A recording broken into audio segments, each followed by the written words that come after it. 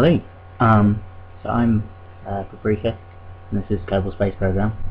I'm just doing some engine tests here, just trying to see how long it takes them to burn through the smallest rocket fuel tank, and how high they get off that. So this is the LT30, I think. I like to think of it as the non-gimbaling one, for obvious reasons. And I've been dividing it just to get a number so that I can compare. That's basically for 1 second of burning how high they get in meters. It's not particularly accurate because it's just to the nearest second and to the nearest meter and rounded things. But yeah, it just gives a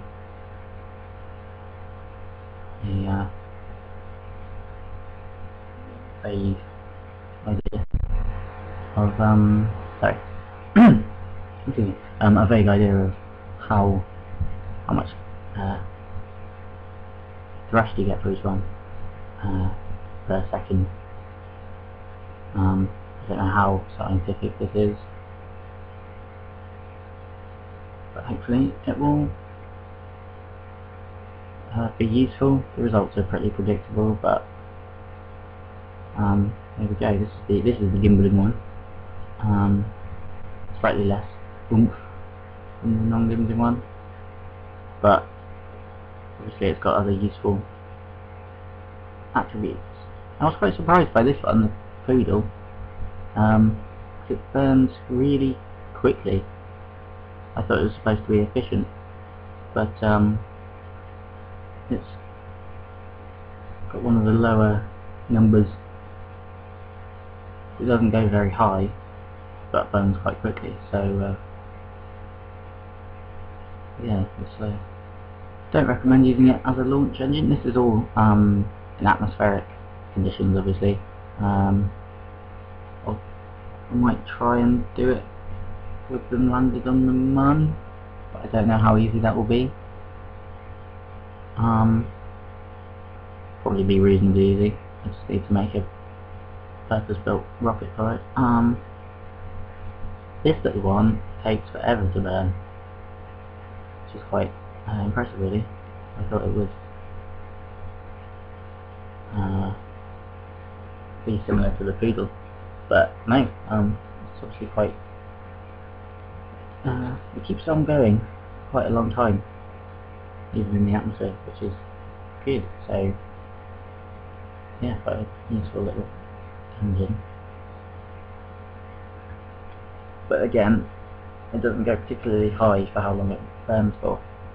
Even though it goes the highest of all of them, it still burns for a hell of a lot longer. So yeah. Don't know why I did this. It's just sort of the science, really. Just cause. This one in the atmosphere is pretty rubbish. It burns a lot faster than it would do out in space. Doesn't go very high at all. So again, not a launch engine, but you know, that's not especially surprising. So Jeb seems happy with it, of course.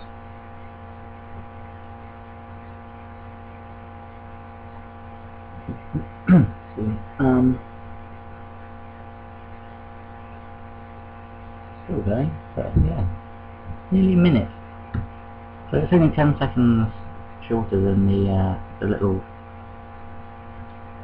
mini engine, but it goes less than a third as high. So this one, I didn't know how to work this one out, because obviously I was trying to work out per engine, but if I used only one it would spin around amusingly, and people never use just one anyway, so or I assume they don't. they're not particularly. I never really use these. I used to use them on landers, but the little the engines, the non-radially mounted ones, they were really good. So I've been using those. Aerospike giving Jeb some G-force there. Seems to enjoy. I think this is predictably the highest, the best one. I tend to use the non-gimbaling normal one more, mainly because the Aerospike is always really fiddly to put on things.